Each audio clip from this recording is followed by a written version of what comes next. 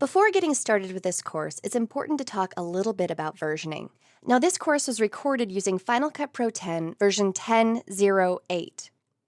This means that you must have a minimum of version 10.08 installed to be able to work with the exercise files provided with this course. If you try to work with a prior version of Final Cut Pro 10, you'll receive an error detailing the problem of trying to access Final Cut events and projects that are too new.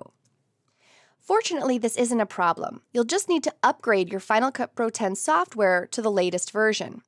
As long as you have a licensed copy of the software, this is free and easy to do. Just go to the Apple in the upper left corner of your desktop and select Software Update. If Final Cut Pro 10 needs updating, it will appear in the App Store window, and then you can easily update the software and begin working with the exercise files. Now, in all actuality, that's all you've got to do to make everything work okay. But I wouldn't be doing my job if I didn't tell you that to cover all bases, Apple does recommend that you complete any active projects before upgrading to a new version of Final Cut Pro. They also recommend that you make a current backup of your projects and events, and even a copy of the current versioned application. The reason that you might need to back up your application is that the App Store only offers the most current version of Final Cut Pro 10, so if there ever is any issue with the current version, you can always go back in time and access your previous version if you need to. To check the version of Final Cut Pro 10 you have, just open the application and choose Final Cut Pro About Final Cut Pro. To back up your application, just create a new folder in your Applications folder, and then name it with the name and version of your application.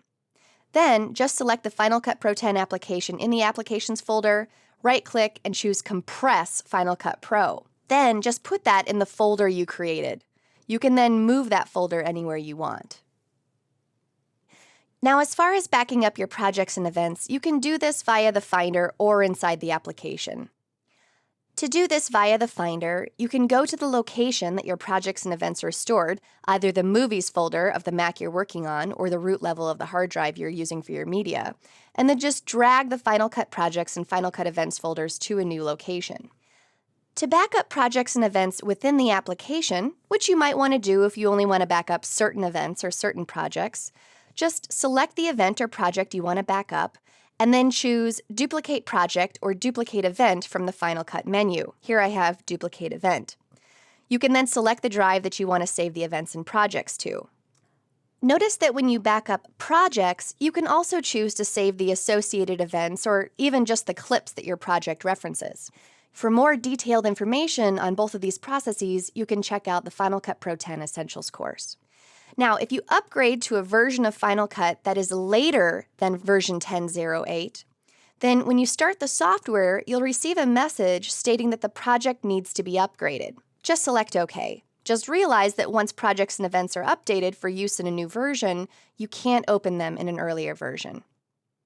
Bottom line, you just need to make sure your software is updated, and in general, it's a good idea to make sure you've appropriately backed everything up before upgrading. Now that you've got everything sorted out, let's get started with the course.